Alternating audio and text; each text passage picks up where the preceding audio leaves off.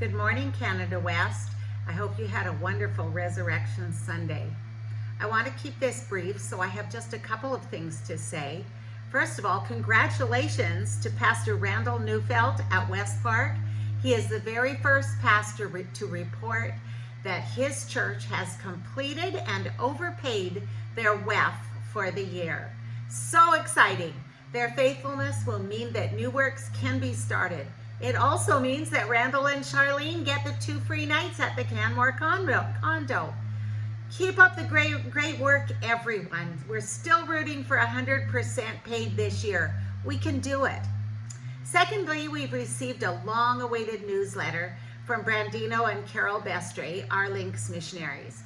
By the way, do you remember why we do not break Links down into loving, interested Nazarenes knowing, sharing that acrostic anymore? It's just Links now. It is because we are an international church with many languages, and the letters do not translate and compute in other languages. So there is a reason for it. I will forward the entire newsletter to all of the district presidents here, but here are a few highlights. In October, the Bestres were blessed to participate in all of the district assemblies in Papua New Guinea. This is my favorite quote from them. The image imprinted on our minds were the people who waited for hours, dancing in jubilation, giving garlands of flowers or shell necklaces, and presented gifts of either bilums, hand-knitted bags, or knitted bonnets, are just heartwarming. Moreover, as we hear their stories of conversion, transformed lives, and how they are reaching, just awed us more of the love of God. They may have less, yet rich with the love of God.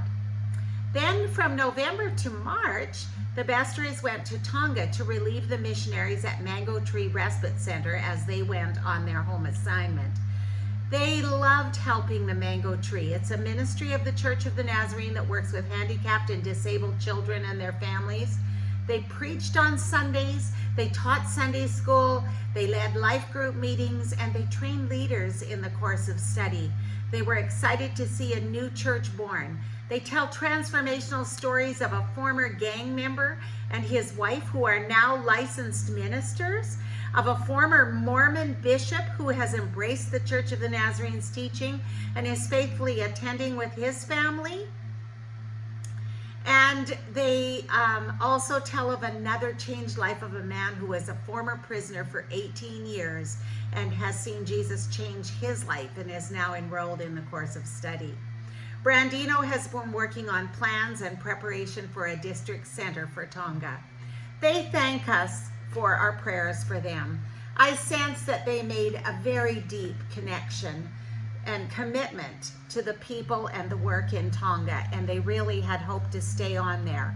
But they were needed back in Papua New Guinea. Sometimes we feel like we have heard very clearly from the Lord as to his direction, and we're excitedly moving forward when we meet a roadblock. I know this has happened to us in the past. Is it that we really have not heard from the Lord?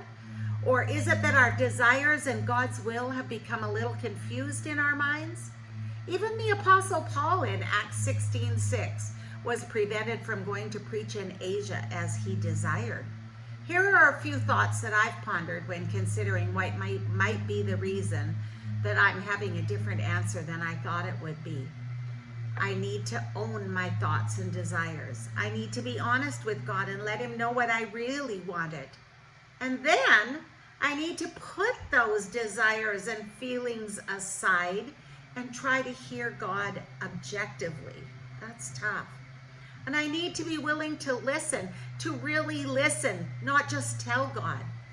I need to look for confirmation, maybe in scripture, in the spoken word, from trusted friends and family.